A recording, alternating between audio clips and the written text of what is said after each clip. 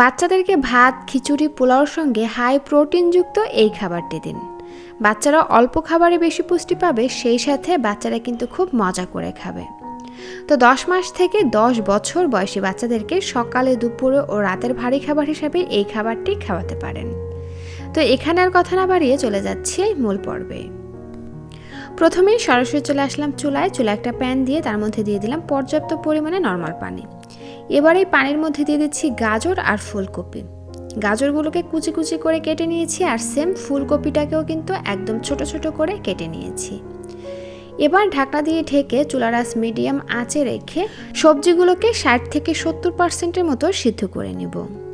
আর এই তো সবজিগুলো কিন্তু 70% সিদ্ধ হয়ে গেছে।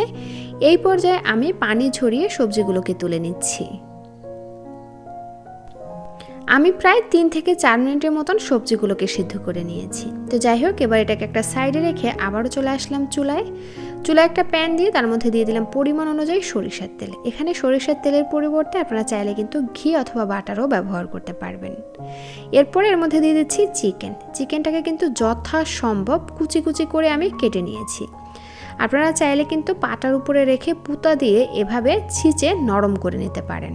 এই যে দেখুন, আমি ছুরি দিয়ে কেটেছি, সেটাও কিন্তু একদম কুচি করে নিয়েছি। এবার এর মধ্যে দিয়ে দিচ্ছি খুবই সামান্য পরিমাণে জিরার গুঁড়া আর সামান্য পরিমাণে গোলমরিচের গুঁড়া, সাথে দিয়ে দিচ্ছি স্বাদ অনুযায়ী লবণ আর এইটুকু পরিমাণে আদা এবং রসুন পেস্ট। এবার এই চিকেনগুলোকে ভালো করে ভেজে নিব।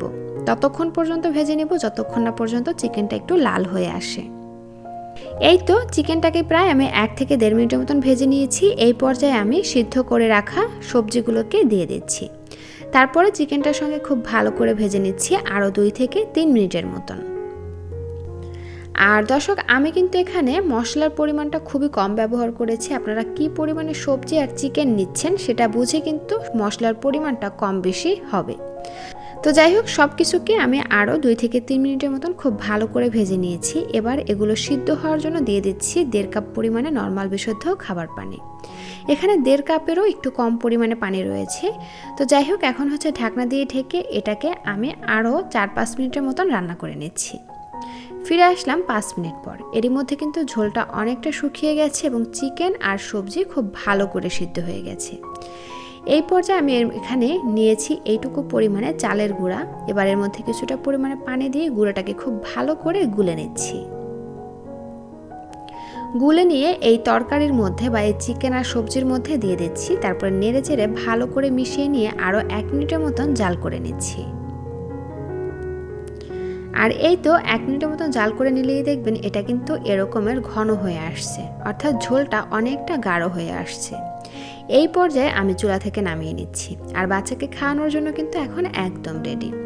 এই তরকারিটা কিন্তু গরম ভাত, খিচুড়ি কিংবা পোলাওর সঙ্গে খুব ভালো করে জমে যাবে এবং বাচ্চারাও খুব মজা করে খাবে। তো আশা করছি আমার এই শর্টকাট রেসিপিটা আপনাদের কাছে ভালো লেগেছে। ভালো লাগলে প্লিজ একটি লাইক দিবেন, যাওয়ার আগে সুন্দর একটা কমেন্ট করে যাবেন এবং চ্যানেলে নতুন হয়ে থাকলে চ্যানেলটি সাবস্ক্রাইব করে বন্ধু হয়ে পাশে থাকবেন। আল্লাহ হাফেজ।